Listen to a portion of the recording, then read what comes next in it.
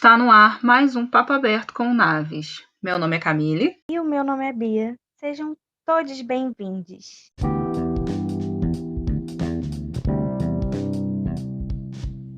Estamos aqui com o penúltimo episódio desse mês de março, que é o mês dedicado às mulheres, e nós estamos com podcasts especialíssimos, cada um com uma convidada maravilhosa, brilhante. Cada amorzinho que a gente foi conhecendo ao longo desse projeto. Ainda temos algumas convidadas e a de hoje é tão especial quanto. A Bia conheceu ela através de uma live durante essa pandemia, né? Que ela assistiu e se interessou pelo assunto, pela pessoa. E a gente queria fazer uma coisa com ela, trazer ela para conversar com a gente e contribuir com mais esse assunto. Não, Bia? É isso. Eu assisti uma live dela com uma das nossas parceiras, que a gente tem algumas aí maravilhosas, né? Incríveis. E eu me apaixonei mesmo por ela, assim, pela forma como ela fala, pela didática dela, pelo profissionalismo, né? Pelo tema, pelos temas que ela traz. E já falei para Camille de cara, assim, que a gente precisava convidar ela para uma live, que ainda não aconteceu, mas a gente está tendo essa oportunidade. Isso. Mas a gente está tendo essa oportunidade de gravar esse podcast hoje com ela. E, na verdade, a gente está se sentindo muito VIP, né? Não, Camille? Quem é essa convidada aí? Conta pra gente um pouquinho. Gente, muito VIP. Ela é jornalista, consultora política, coach, especialista em gestão pública. Ela pôde tirar um tempinho para bater esse papo aqui com a gente. E estamos falando de Fernanda Galvão. Para quem não conhece o perfil dela, @falagalva. Vocês seguem, por favor, sigam aí. Sim. Então, Fernanda, fala pra gente um pouquinho sobre sua história, quem você é. O tema de hoje escolhemos falar de mulheres na política, né? Política para mulheres. Ela tem muito a contribuir com esse assunto. Então, conta aí pra gente quem é você.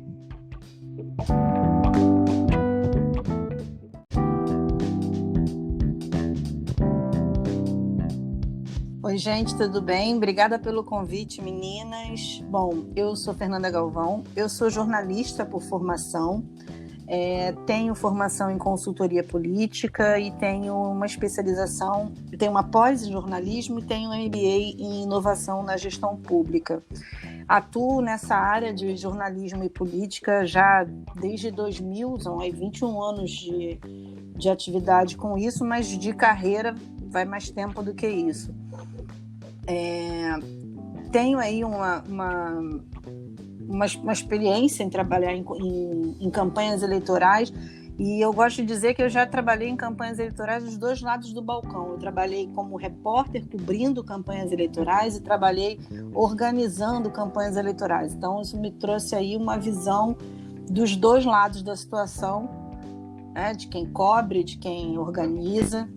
E aí isso fez com que eu conhecesse mais esse ambiente de política mais a fundo, né? Todas as minhas formações de consultoria política também me ajudaram muito nisso. Então, tenho formação, sou Master Coach pela Sociedade Brasileira de Coach, fui fazer essa formação por entender que você tem aí aspectos comportamentais que deveriam ser trabalhados por quem trabalha com política, porque tem coisas que transcendem a questão da técnica, tem coisas que transcendem a letra fria da legislação, tem muita dos envolvidos, das pessoas que estão trabalhando na campanha, os próprios candidatos. Então, eu fui fazer essa formação por observar isso. Porque, cara, tem coisa aqui que eu não vou responder, são dores que eu não vou responder com a minha formação em consultoria. Eu preciso ir além disso. E aí eu fiz a minha formação em coach pela Sociedade Brasileira de Coaching para entender um pouco mais como é que funciona esse comportamental e o que pode ser feito em termos de ferramentas, uma vez que o coaching não é terapia, não é profissional de saúde, é só a execução de ferramentas para se tirar uma performance melhor aí e evitar certas autossabotagens, né, que acontecem aí no correr. E aí é isso, gente. Muito tempo trabalhando com política me levou a criar um podcast também, o Fala Galva, tem um Instagram voltado para isso. Eu hoje trabalho na Assembleia Legislativa do Rio, de novo. Passei lá 12 anos e voltei agora no ano passado. E tenho um trabalho de mentoria e consultoria em política e organização de campanhas eleitorais. Ai, que legal. E aí a próxima pergunta que a gente estava pensando em fazer tem tudo a ver aí com a forma como você terminou a sua resposta. Porque é uma pergunta que, na verdade, acaba sendo muito...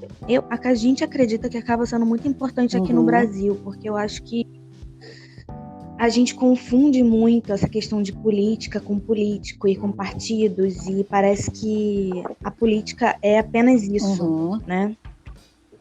E pelo que você já falou, pelo que você já trouxe, já dá para ver que tem muito mais do que isso, Sim, né? Com certeza.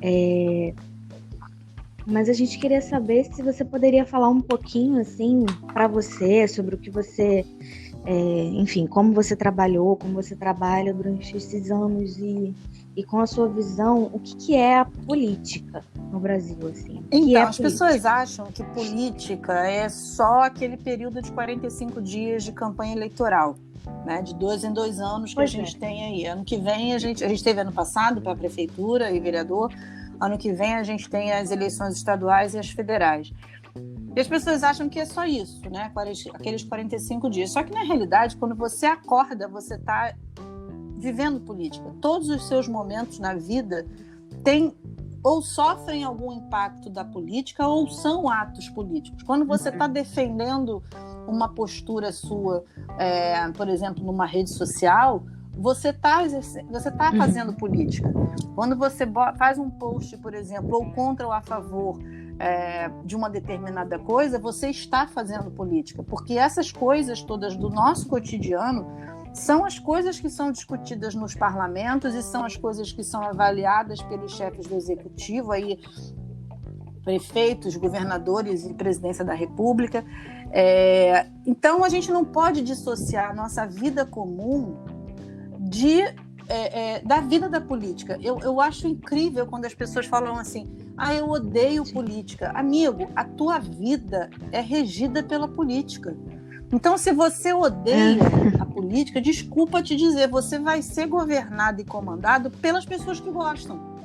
Então, se você não tiver participação, desculpa, você não tem moral para reclamar.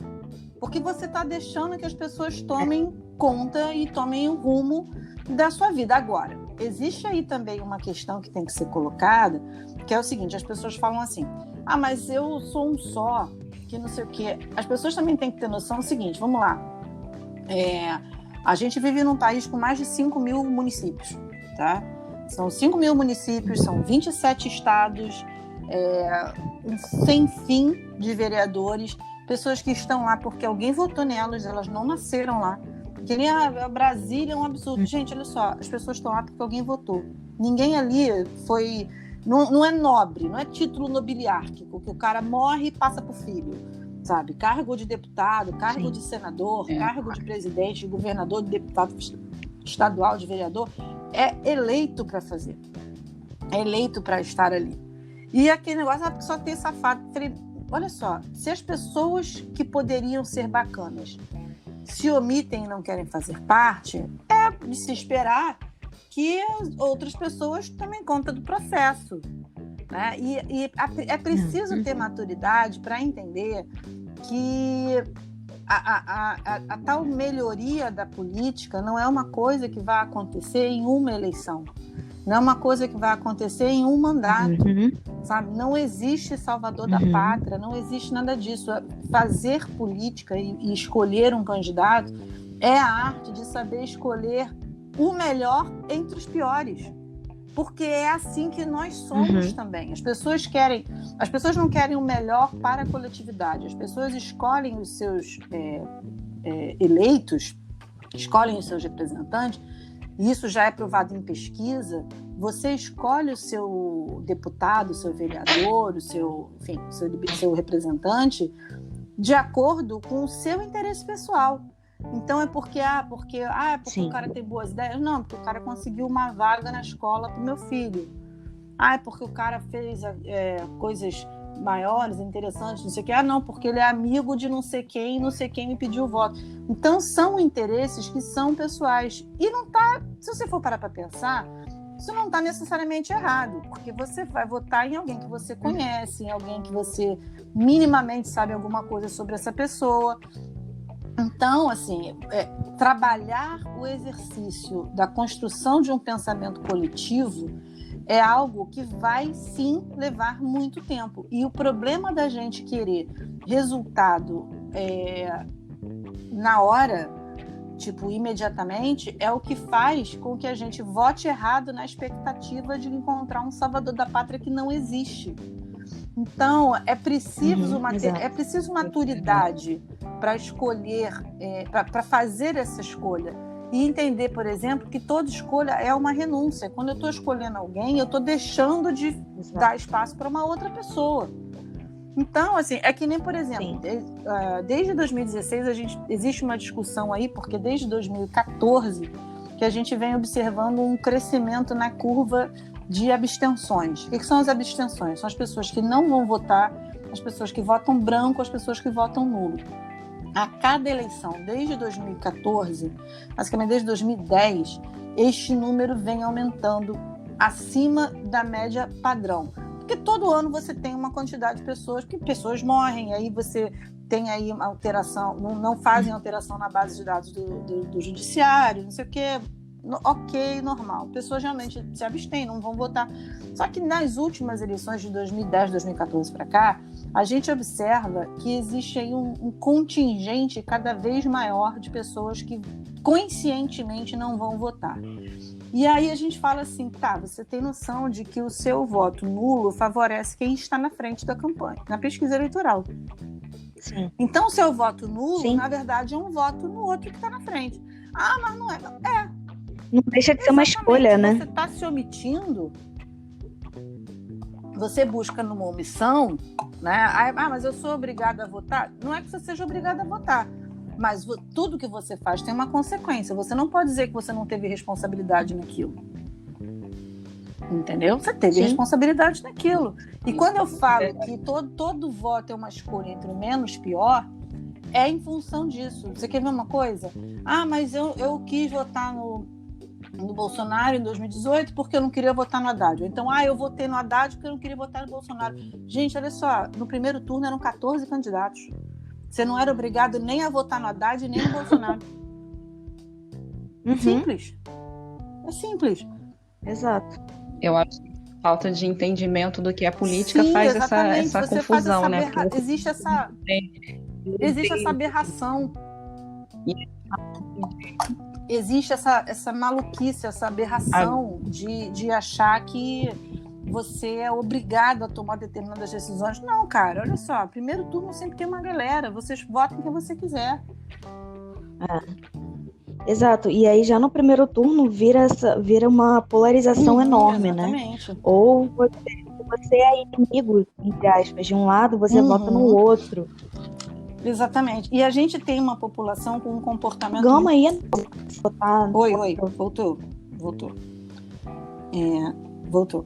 A gente tem uma população com um comportamento muito dogmático, sabe? Tipo assim, se você não está comigo, você está contra mim.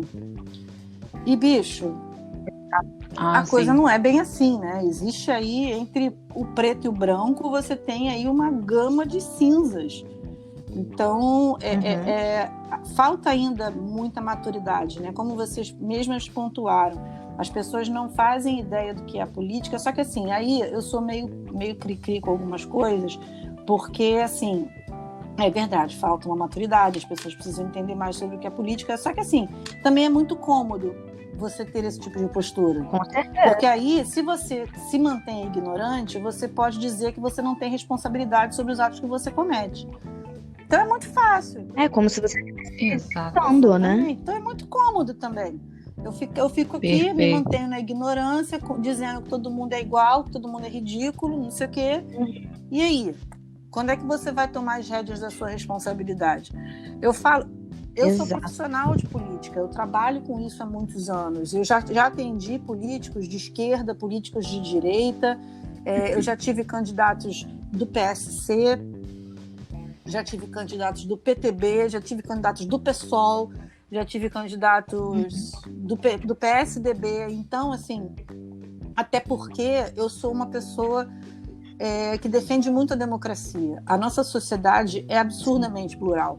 Você não pode ter uma sociedade, e é bom que seja assim, você não pode ter uma sociedade onde todo mundo pense da mesma forma, qualquer que seja a vertente.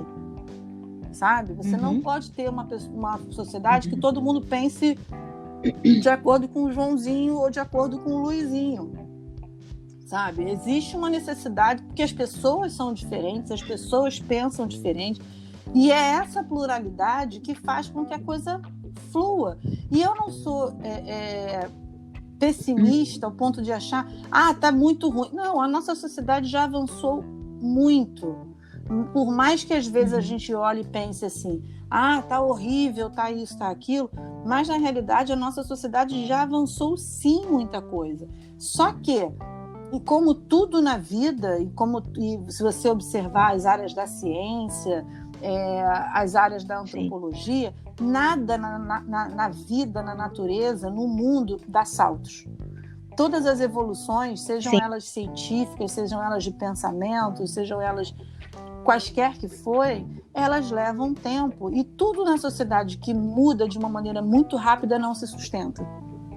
Então é preciso, sim, que essas mudanças sejam feitas no seu tempo. Porque não me adianta nada eu ter uma mudança muito grande no cenário político, eu querer impor uma mudança muito grande no cenário político, se na vida pessoal das pessoas a coisa não muda. Nossa, com certeza. Muito bem, essa questão do comodismo.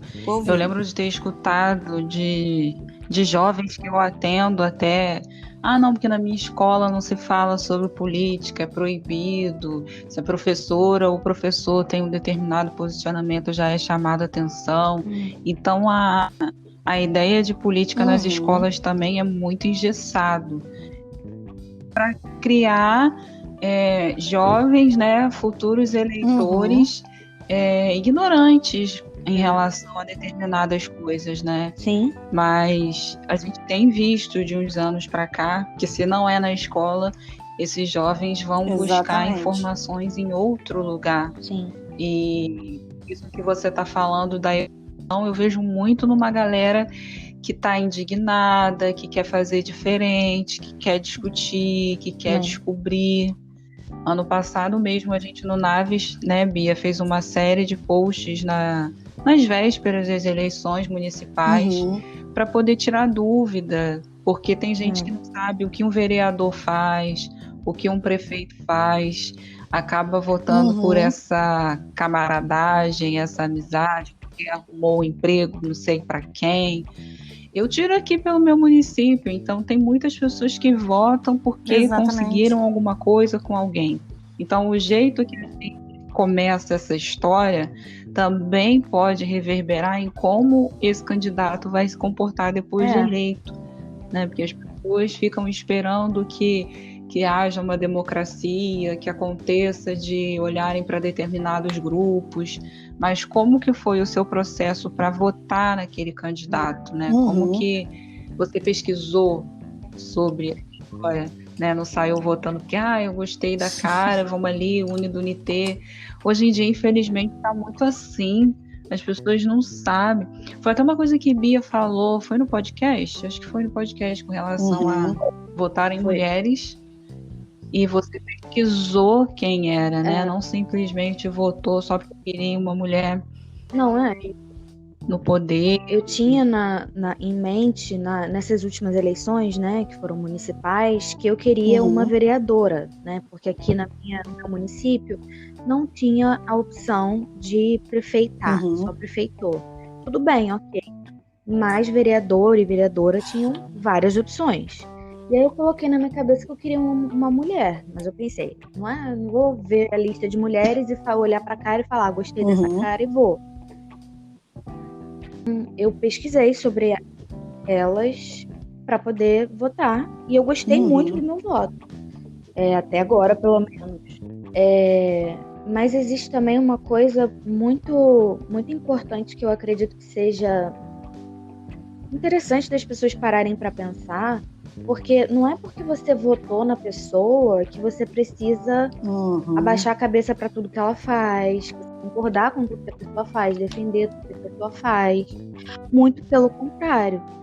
Justamente por ter votado, você pode ir lá e falar, olha, não, isso aqui eu não concordo, isso aqui eu não quero, e ir lá tentar mudar e reclamar, mas você não estava falando diferente antes? Você não estava prometendo outra coisa antes?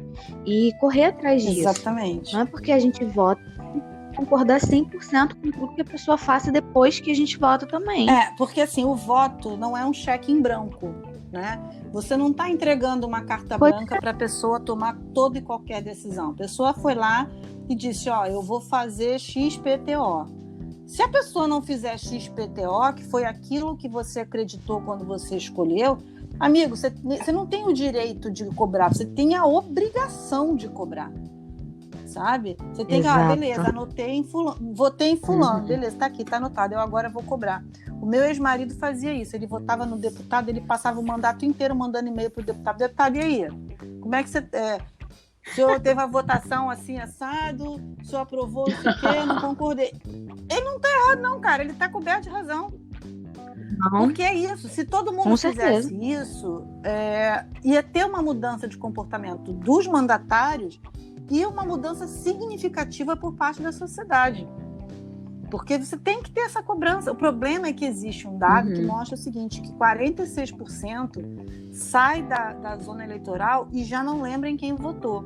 E isso é interessante porque as pessoas, elas têm isso a gente observa isso no trabalho de consultoria, e por isso que é tão difícil fazer campanha para quem é proporcional, né? Deputados, vereadores e tal.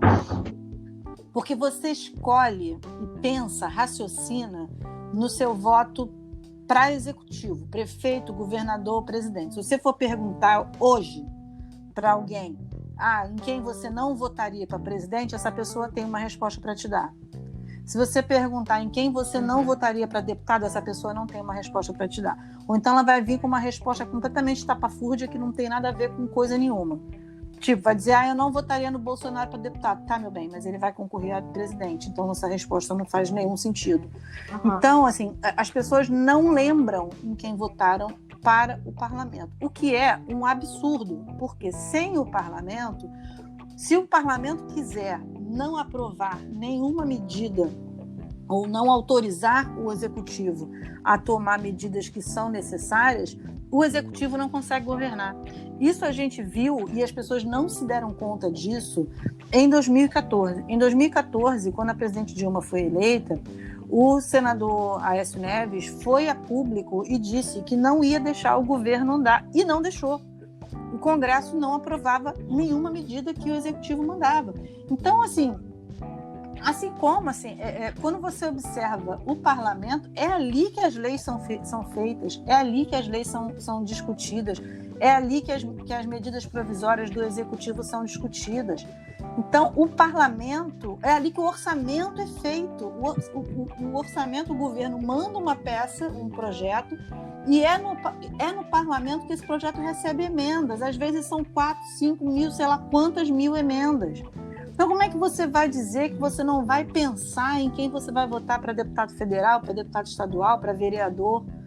As pessoas votam de forma completamente displicente para esses cargos. E esquecem, não estão nem aí, não cobram, coisa e tal. Isso vale para todas as vertentes, tá? Eu estou falando aqui, o cara de esquerda faz isso, o cara de direita faz isso, o cara do centro faz isso.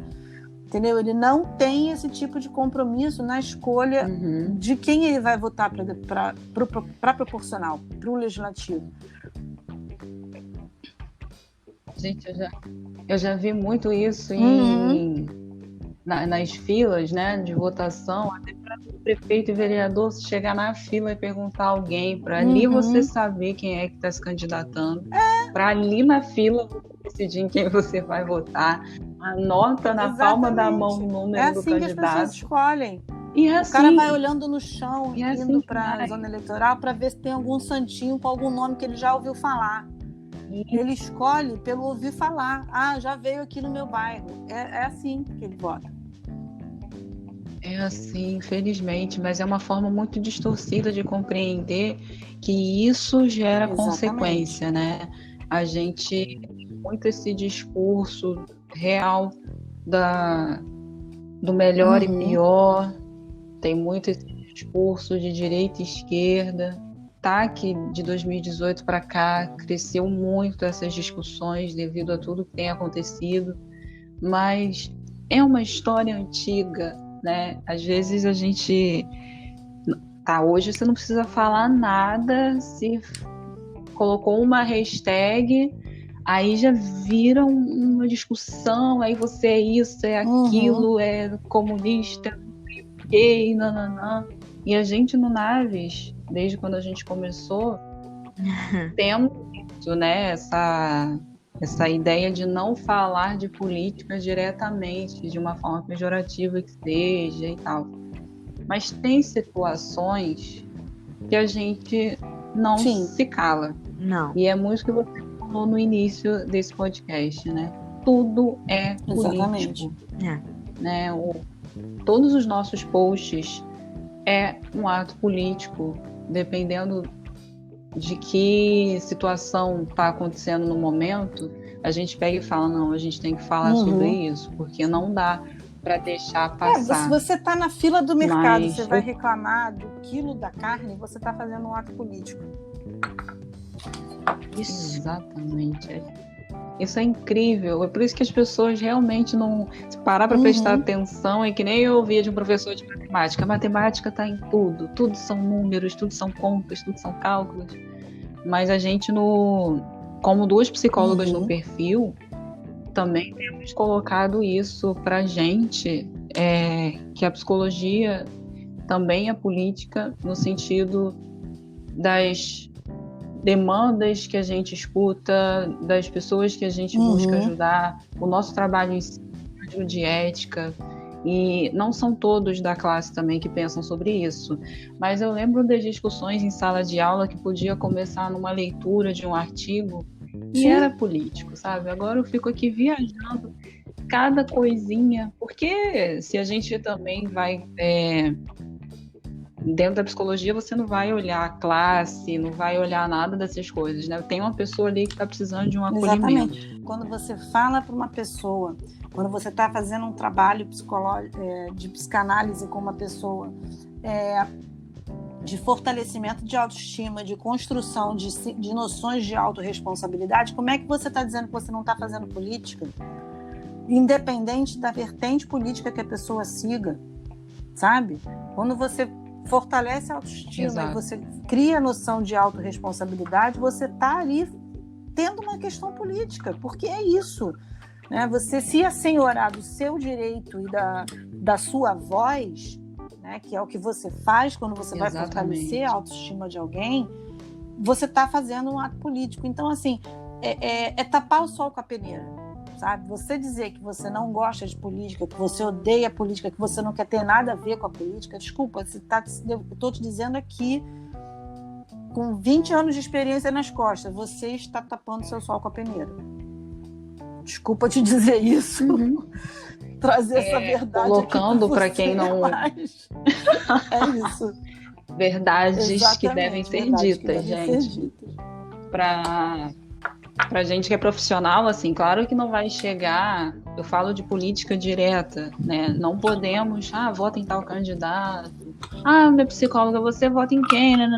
Não é desse jeito. Mas exatamente isso, de fazer a pessoa se entender no lugar que ela mora, quais as oportunidades que ela tem. Você vê, uma pessoa que não tem a condição de pagar uma sessão minha, porque ela não tem como mesmo, porque tem 1000 outras coisas, ou reclama que a sessão é cara, nananana, a gente já está falando de política, porque aí a gente já entra na discussão que a psicologia deveria ser para todos. Não é uma coisa de rico, é para todo mundo, mas nem todo mundo tem oportunidade. Então, quando a gente faz alguma coisa, um projeto, divulga quem faz atendimentos gratuitos. Eu acho que existe essa confusão. Eu acho que existe essa confusão porque as pessoas, na cabeça das pessoas, a política ela se resume a questões partidárias. E não tem nada mais longe da verdade do que isso. Eu vou dar um exemplo aqui. Existe uma questão aí que é política e que não é partidária, ou ao menos não deveria ser partidária, que precisa da participação da população e muita gente não se envolve, que é, por exemplo, a escolha dos conselheiros tutelares nos municípios. Né? Quando a gente tem eleição para conselho tutelar, o que é o conselho tutelar? É o órgão mais próximo da gente na questão da defesa da criança e do adolescente. Eu acho que todo mundo, todas as vertentes de pessoas sérias, vai concordar que a defesa dos direitos da criança, do adolescente e do idoso devem ser prioridade para todo mundo. É uma questão que é apartidária, é uma questão que é da sociedade, é uma questão política e que ninguém se envolve. Então, assim, preciso, quando a gente fala de política, a gente fala da pessoa se empoderar como um agente com voz na sociedade, sabe? Se entender como uma pessoa com voz dentro da sociedade. E aí é a participação de tudo. Quando você está numa associação de moradores, você está fazendo um ato político. Quando você está numa reunião de condomínio no seu prédio e você está brigando para o síndico fazer uma obra que você considera como necessária, você está fazendo um ato político. Você quer entender como a cabeça do nosso povo funciona, vá numa reunião de condomínio. Sabe por quê? Porque são sempre as mesmas pessoas que vão. Você tem lá, aqui no meu prédio, eu moro num prédio que tem, sei lá, não sei nem quantos apartamentos tem aqui, tem 32 apartamentos no meu prédio. Você vai na reunião de condomínio, e a minha mãe que vai sempre, tem meia dúzia de gato pingado. E é assim que a gente vive. A gente tem representantes escolhidos por meia dúzia de gato pingado, porque a grande maioria quer se omitir. Só que os efeitos dessa escolha são sofridos por todo mundo. Então, se meia dúzia de gato pingado resolver que vai ter cota extra para fazer uma fonte de mármore de Carrara no meio da garagem, e você não estava lá na reunião para se colocar contra, sinto muito, chupa essa manga, porque você poderia estar lá. E você pode se organizar numa outra convenção e se juntar uma galera e discutir legalmente para tentar derrubar isso. Agora, para fazer isso, você vai ter que se organizar politicamente, né? Você vai ter que se organizar politicamente para dar conta desse negócio. Percebam? Vai dizer que não gosta de político? Exatamente, é o efeito dominó total. Quando você vai na escola, você junta uma comissão de mães e você vai na escola para discutir um assunto com a diretora, você está fazendo um ato político, você está juntando uma parcela daquela comunidade escolar para discutir uma questão que é do interesse de todo mundo. Qual é a diferença disso de você ir no gabinete de um vereador e cobrar uma situação? Nenhuma. Nenhuma. Sim, mas tem muito disso que você falou também. Da voz. Falando nisso, do dar voz, o que você já pensa hoje sobre a questão das mulheres terem voz no que se fala em relação a gente tem política, aí, né? A conquista do voto. A gente tem aí uma questão muito recente, como você disse, da conquista do voto. A gente não pode perder de vista que a gente teve conquistas muito recentes de tudo, né? Quando o Brasil se tornou república, lá em 1889, só os poderosos tinham vez e voto. né? Até mesmo entre os homens não eram todos que tinham direito a voto, analfabetos não tinham direito a voto e a maioria da população era analfabeta, negros não tinham direito a voto, mulheres não tinham direito a voto, indígenas não tinham direito a voto. Então, se a gente for parar para pensar, a gente tem aí um tempo muito curto de direitos universais de voto, né? E a questão da mulher, a gente tem aí... E a Bia caiu. Você quer que eu grave só para terminar esse raciocínio? Tá. Em relação à questão da vai. mulher, a gente tem aí uma problemática que é a seguinte, e que muita gente não pensa nisso. As pessoas falam assim, muita gente se escuta falar assim, mas é uma palhaçada você ter cota para mulher, porque o partido vai botar as candidaturas laranja, porque mulher não gosta de política, mulher não quer fazer parte da política. Não é que a mulher não gosta de política, não, gente, é porque a mulher tem zilhões de coisas para se preocupar sobre as quais os homens não são cobrados. Então, quando você tem uma mulher candidata, você tem gente que chega para ela e pergunta com quem estão seus filhos.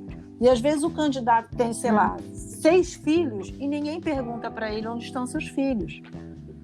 Nossa, percebe? Porque essa cobrança de você cuidar da família é total, exclusivamente em cima da mulher. É quando você tem uma candidata, por exemplo, como a Manuela Dávila, que levava a filha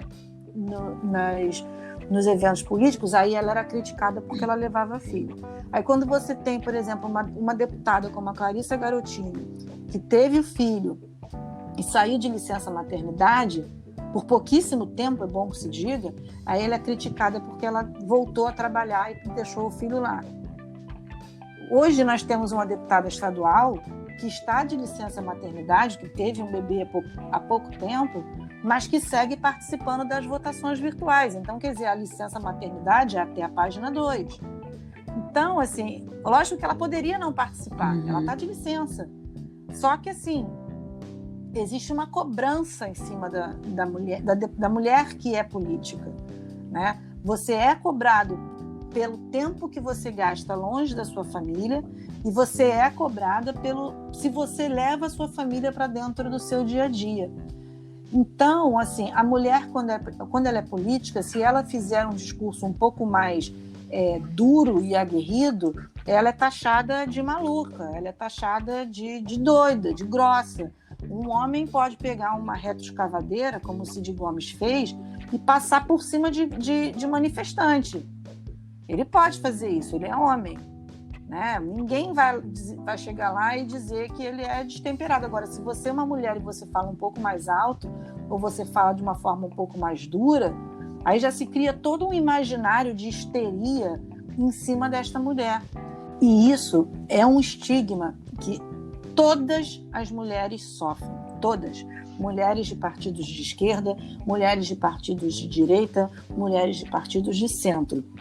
Se houver uma possibilidade desta mulher ser invisibilizada e silenciada, ela vai ser, mesmo entre grupos, partidos, associações, frentes ou lá o que seja, ditas progressistas e pró-feministas, tá? Eu tenho tempo suficiente de estrada e posso dizer para vocês que isso acontece sim, sabe? Isso acontece sim. Você pega e fala, não, sim, fica aí com essa comissão menor aqui que você vai dar conta, não sei o quê. Há sim e isso é uma coisa que é tão interessante porque isso é do imaginário coletivo. Às vezes a pessoa não está... Isso é bom que se diga. Essas coisas não acontecem porque o outro é escroto, é ruim, é malvado, maléfico, sabe? Má pessoa. Não. Às vezes a pessoa não tem nada mas não tem nada assim de, pô, que escroto, que cara, que maldito. Não, mas aquilo já é tão natural, aquilo já é tão até esperado, que o cara só vai perceber que ele está agindo de forma a silenciar a voz de uma mulher quando essa mulher pontua. Você está entendendo? Quando essa mulher pontua. Então, assim, quando você, para atacar uma deputada mulher, você chama ela de Peppa Pig e você busca um atributo físico dela de ridicularizar, entendeu? Porque quando você teve isso em cima da deputada Joyce Hasselmann, A gente viu muito colega dito de esquerda aplaudindo e engrossando esse coro. Sim. Sabe? A gente vê muito isso. É o cara de esquerda silenciando a mulher de direita em cima de aspectos como a aparência física, o fato de ser mulher. E, bicho, ela tem tanto direito de estar ali quanto você. Exato. Não é porque ela pensa diferente de Sim. você que ela não vai ter direito de estar ali, que ela não vai ter direito de ter voz. Então, assim, com certeza, existe aí uma dificuldade estrutural para que a mulher chegue aos locais de fala. E se a mulher for preta, periférica, não tiver um padrinho do lado, então é praticamente impossível, sabe? A luta é 50 vezes mais difícil, sabe? Então é preciso a gente entender isso. Eu acredito que a única solução para essa problemática é o estímulo à participação da mulher nesses microespaços políticos que eu estava falando antes. Associações de moradores, reuniões de condomínio, grupos de igrejas, grupos de mobilização, fazer com que essa mulher consiga entender que ela pode ser uma liderança, porque muitas mulheres são líderes e não se enxergam como tal. Quando você chega e fala, poxa, você poderia vir candidata, ela chega e fala, não, que isso? Quem vai querer votar em mim? A mulher não se enxerga como capaz de fazer isso. Veja, se você for observar, quantas mulheres hoje são políticas porque foram filhas de um político, ou porque foram esposas de um político, ou porque foram, enfim, parentes, irmãs de um político, entendeu? E mesmo assim, muitas passam por isso e não enxergam a própria liderança. Né? Não é, eu não demonio. Exatamente. E acontece do contrário também, quando a gente intimida aqueles que não acreditavam, que estavam tentando apagar. Eu lembro, você falando aí, eu tô aqui com a cabeça no documentário da Marielle. Só pensando nisso, juro. Você não tá acreditando, eu tô só pensando nisso. Sim.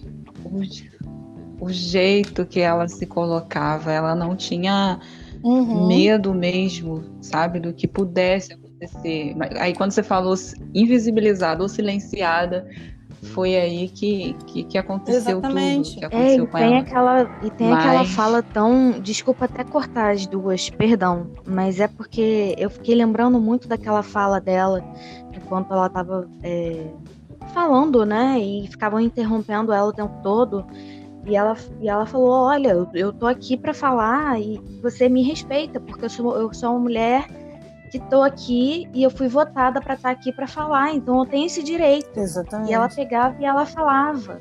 Ela se apropriava do direito dela. Exatamente. Então, não tinha quando medo. você fortalece essa autoestima e você faz com que a mulher veja que ela pode ser uma liderança, e aí eu volto a dizer, gente, eu não estou falando, isso só acontece, você está incitando as pessoas a serem de esquerda ou de direita. Não.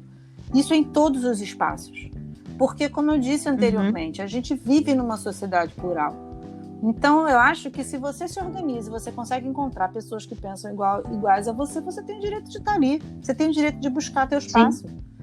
Então, quando você tem, por exemplo, mulheres em grupos de pais de escola, grupos ligados a setores religiosos, grupos sindicais, é preciso participar. A gente sabe que vai ser difícil. E o problema é que muitas desistem pelas dificuldades. Porque ela não tem uma ajuda em casa, ela não tem uma estrutura familiar que permita que ela, por exemplo, deixe um filho com alguém no final de semana, que não tem creche, né? Para que ela possa participar de uma reunião. Ela não tem com quem deixar à noite, por exemplo, para participar de uma reunião. Porque os horários, os locais são todos escolhidos em função do horário da maioria, e a maioria acaba sendo masculina. Então, assim, por exemplo, no exercício do meu trabalho, eu conto com o apoio. Eu tenho minha família que me ajuda, meus filhos já são maiores, então isso também já é uma coisa que facilita. Mas vocês imaginam, você tem essa dificuldade que a mulher que trabalha enfrenta, né? Já existe essa dificuldade do cara chegar na entrevista de emprego e perguntar: você tem filhos? Com quem eles... você tem com quem deixar caso fique doente? Que é uma pergunta que se faz para uma mãe e não se faz para um pai. Então, quando você tem essas dificuldades, se você tem uma dificuldade dessa para uma situação que é trivial, que é a participação no mercado de trabalho, mas veja, como é que a mulher consegue resolver isso? Olha a quantidade de mulheres empreendedoras que dão o seu jeito, porque precisam sobreviver. Então, por que não dar o seu jeito para ter uma participação política? Percebe? Então, cria esses espaços. Não dá para a gente esperar também que quem está com a faca e o queijo na mão crie esses espaços. Sim. Então, assim, o conselho que eu falo sempre, que eu dou sempre, é esse: bicho, não estão abrindo a porta para você, mete o pé na porta. Sabe? Porque se você for ficar sentado esperando que as coisas aconteçam para você, desculpa te dizer, não vão acontecer. Sabe? Não vão acontecer. Ah, Galva, mas para você é fácil falar, você tem aí seu trabalho, se a tua vida está resolvida, eu não tenho tempo nem de piscar. Gente, eu também não tenho tempo nem de piscar. Mas eu estou dizendo que se algo te incomoda, faça algo para resolver. E aí isso independe de política, sabe? É uma questão de autorresponsabilidade. Se algo te incomoda, você tem que buscar uma maneira. Ok, isso está me incomodando. Como é que eu vou resolver isso? Eu não posso esperar que o outro resolva. Ou se eu não tenho solução, eu preciso arrumar uma maneira de lidar melhor com aquela situação dentro de mim. Né? Sim. Não, você ainda está dando um exemplo muito assim do que a gente trabalha na psicologia clínica, né, Camille? Porque é algo que a gente vê e conversa e, enfim, trabalha muito com as nossas pacientes, assim, que têm problemas, questões, claro, como todos, né? E não estão sabendo lidar com aquilo. Então é uma questão de, e agora? O que a gente pode fazer? Quais são as opções? Então é uma questão realmente que a pessoa precisa. Aquilo ali está incomodando, não está dando certo. Então o que a gente pode fazer para dar certo? Para mudar alguma coisa, mexer alguma coisa. Eu acho que uma grande questão que a gente precisa ter, e aí voltando a essa questão de política como um todo, não só de políticas para mulheres e por mulheres, mas para a política de uma maneira geral, é que a gente precisa desenvolver o entendimento de que essas ações não são imediatas. Isso é preciso ser desenvolvido até para que a gente tenha serenidade de entender que, de fato, as coisas não acontecem no tempo que a gente gostaria. Na nossa vida não acontecem do tempo que a gente gostaria. Às vezes a gente fica naquela, caraca, eu tô aqui tentando uma promoção, o troço não sai, não sei o que, tá. Ou então, caceta, comecei meu negócio agora, eu gostaria tanto que estivesse faturando mais. Você tem aí uma série de outros fatores envolvendo aí e envolvidos nesse processo. Então, quer dizer, é fato. Você tem essa questão de que as coisas não vêm na velocidade e no tempo que a gente gostaria. Então, faça o que você tiver de melhor dentro daquilo que você consegue, daquilo que te aparece como possibilidade de resultado. E é aquilo, bicho, começa. Pode não vir na velocidade que você quer, mas que venha algum efeito e algum resultado possível. O problema é que a gente observa isso enquanto sociedade, que se não vier no resultado que se quer, também já não se quer mais nada. Exatamente. Aí larga pra lá e aí não quer mais saber, e aí dane-se, e aí não sabe. E as coisas não podem ser dessa maneira. Então, assim, acho que o conselho que eu daria para as pessoas que não, eu odeio política, mas eu também gostaria que as coisas fossem diferentes. Então, beleza, dá sua contribuição. Eu participei de uma campanha no ano passado, numa cidade pequena, em que a gente viu aí várias pessoas que nunca tinham sido candidatas, nunca tinham participado de campanha eleitoral, colocando o próprio nome à disposição para escolha, para ser candidato a vereador, e não foram eleitas, mas viram como foi importante participar daquele processo.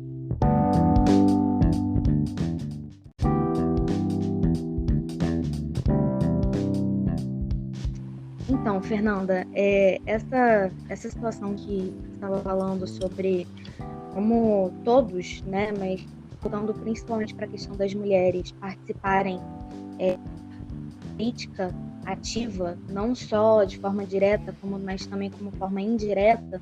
Uhum. E aí a gente queria saber um pouquinho, perguntar um pouquinho sobre a sua visão da importância da participação dessas mulheres na política, mas principalmente sobre política para quem são as pessoas que fazem essa política, como que a gente pode enxergar e perceber que as políticas estão em processo, estão acontecendo aí.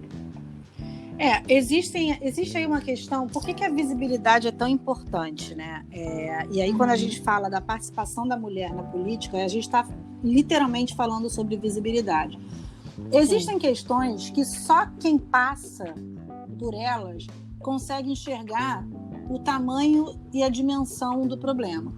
Então, por isso que é tão importante, por exemplo, você garantir a representatividade dentro de um parlamento. Porque, por exemplo, uma questão que seja importante para uma comunidade periférica, essa comunidade precisa ser ouvida. Então, se você tem um representante dessa comunidade periférica no parlamento, as chances são de que esses problemas tenham mais representatividade, até porque essa comunidade irá cobrar esse retorno, correto? Sim. Então, quando você tem dores que são próprias do universo da mulher, que ela precisa ser ouvida por uma mulher.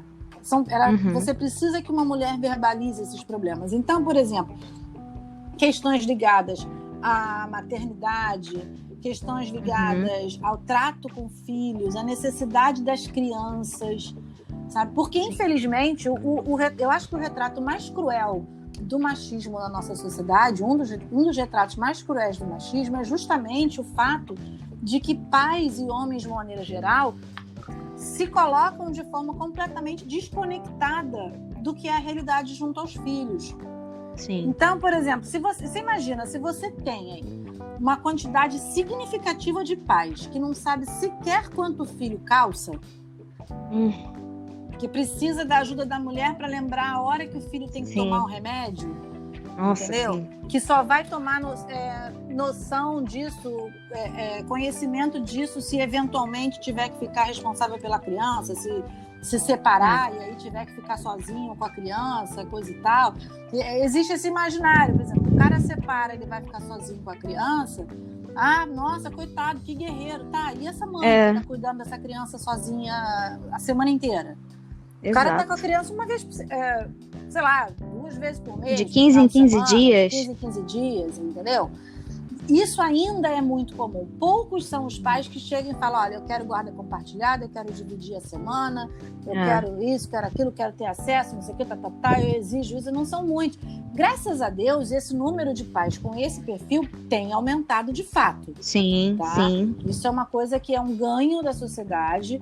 Não é um ganho político não partidário, mas é um ganho. Sim. Você veja, olha só como é que as coisas. Olha como é que é um ganho político. Quando você tem mais pais conscientes a respeito do que envolve criar uma criança, educar uma criança, manter uma criança, é um ganho político não partidário, que faz parte de uma mudança estrutural da sociedade, que ainda está em curso. Né? Quando você tem um pai que chega e fala, é um absurdo não ter acesso a um fraldário no shopping, porque o fraldário está no banheiro feminino, que é como aconteceu com um amigo meu, que foi ao shopping com o filho, teve que trocar a fralda. Onde que ele vai trocar a fralda do garoto? O fraldário é eu já ouvi também. Então, quer dizer, quando você começa a ter homens se colocando nessa situação, você percebe que é uma mudança bem-vinda na sociedade. Agora, tem questões que são ligadas a, por exemplo, a saúde da mulher, a rotina da mulher, a rotina laboral da mulher.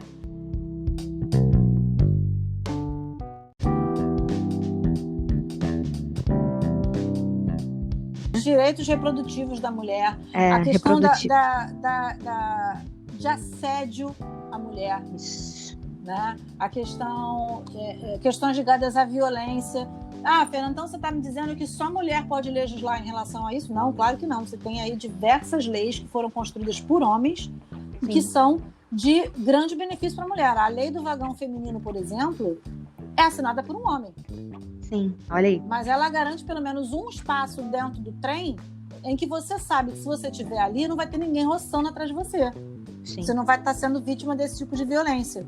Sim. E foi um homem que construiu essa lei. Então, assim, eu não estou dizendo que seja, assim, tipo, uma função exclusiva. Só mulheres podem legislar para mulheres. Não é isso. Sim. Só que você tem aí mais vozes para trazer a necessidade de se abordar certos problemas, como, por exemplo, a violência obstétrica. Sim. Você tem aí uma gama de problemas que são ligados à mulher e que é uma mulher que vai trazer. O homem não vai lembrar, e não vai lembrar não é de sacanagem, não. Né? Ele não vai lembrar porque ele é um macho escroto. Não, não é isso. É porque aquilo não é a realidade dele. Sim, porque não vive isso. Ele não vive isso. Ele não vive isso. Ele não vai viver a violência obstétrica. Às vezes ele não sabe nem, por exemplo, que o fato dele não deixarem ele assistir o parto do filho dele é uma forma de violência obstétrica. Entendeu? Na cabeça dele é aquilo. Se o médico disse tá bem, ele tá bem. Ele não entende que aquilo é uma violência. Então, é preciso trazer... Sem contar que, assim, vamos lá. De uma maneira como um todo, a sociedade ela só ganha quanto mais plural forem as vozes dentro de um parlamento. Com certeza, então, diversidade. Quanto mais mulheres você tiver, quanto mais população LGBT você tiver, quanto mais indígenas você tiver, quanto mais negros você tiver, quanto mais plural for o parlamento, refletindo aí a pluralidade da sociedade, porque a sociedade é plural. Veja, se essas pessoas existem na sociedade, elas têm o direito de existirem enquanto representação dentro de um parlamento. Claro. Então, é muito importante, porque elas vão levar essas dores, essas questões para dentro do parlamento, para serem discutidas dentro do parlamento. Então, assim, a necessidade de se fazer, ser visto e ser ouvido dentro do parlamento, eu acho que é o grande pulo do gato dessa questão. Porque você sabe que você vai trazer aí pontos que são importantes e caros para aquele público, entendeu? Eu não posso, mulher branca de classe média, achar que sei tudo que passa um homem preto periférico. Sim. Não vou saber. Por mais empática que eu seja, por mais empatia que eu sinta, por mais que eu queira ajudar, entendeu? Ele tem que ter o direito, por mais que eu queira ocupar a minha posição para ampliar a voz que ele tem, não é a mesma coisa. Ele tem que ter o direito de ser ouvido sem um atravessador. Da mesma maneira, a mulher. Ela tem que ter o direito de ser, por mais que seja maneiro você ter deputados, senadores, governadores, prefeitos, presidentes da república. É maneiro você ter um cara desse que queira dar voz às políticas femininas. Beleza, ok, acho ótimo, ok. Só que a gente tem que ter o direito de falar sem ter um atravessador. Com certeza. De vir direto. Porque até mesmo é uma questão que, assim, mesmo nós mulheres, nem eu não vou saber tudo que todas as mulheres passam. Exatamente. Então, até porque dentro desse segmento você tem também uma enormidade. Você tem exato. De classe média, mulheres de classe mais alta, mulheres periféricas, mulheres pretas, mulheres brancas, mulheres trans, mulheres lésbicas, sabe? Mulheres bissexuais. É uma infinidade de situações, entendeu? Então, quanto mais pessoas conseguirem esse tipo de visibilidade e representatividade, eu acho que a sociedade como um todo só tem a ganhar, sabe? Tá certo. O que houver de perda nesse cenário é ridículo diante do ganho que se pode ter. Entendeu? E aí é como eu falei mais cedo, né? Quer dizer, é você começar a ocupar os microespaços políticos que se tem acesso dentro da sua própria rede, da sua própria bolha. Do seu contexto, entendeu? Né? Do seu contexto, exatamente, para que você consiga entender e se empoderar como um agente político, porque é o que todos nós somos. Todo cidadão é um agente político. E é preciso existir essa tomada de consciência. Nossa, verdade.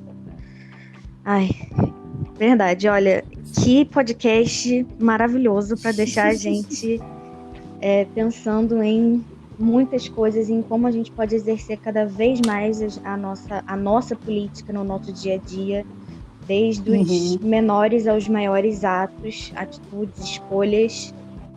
E, enfim, muito obrigada, Fernanda, de verdade. Você Tranquilo. é incrível, a gente te admira muito, muito seu trabalho. Obrigada pelo seu tempo. Eu que agradeço o convite. Obrigada, de verdade. Agradeço o convite. Eu acho muito importante que mais pessoas estejam, de fato, dispostas a discutir essa temática. A gente tem que tirar a política do armário. Com certeza. Discutir mesmo, de fato. É tudo que a gente fala no Naves o tempo todo, assim, e tentando trazer justamente essas questões que a gente trouxe hoje, que você trouxe hoje de uma forma tão brilhante e clara, que é falar que a política realmente está em todos os lugares, e não apenas de forma partidária, mas em diversas facetas. E vamos tentar, né, colocar cada vez mais aí as nossas políticas em prática. E muito obrigada, de verdade, por participar. A gente agradece muito seu tempo, sua disponibilidade, seu carinho e seu conhecimento, dividir um pouquinho aqui com a gente. Muito obrigada.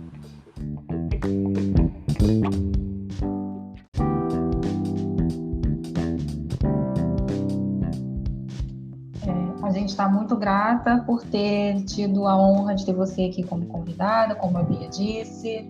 Amei esse papo.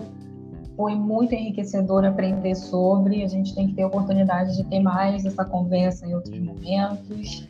Com certeza. Semana que vem será o nosso último episódio desse mês especial, então aguardem aí. Espero que vocês tenham gostado. Só gratidão aqui. Muito obrigada.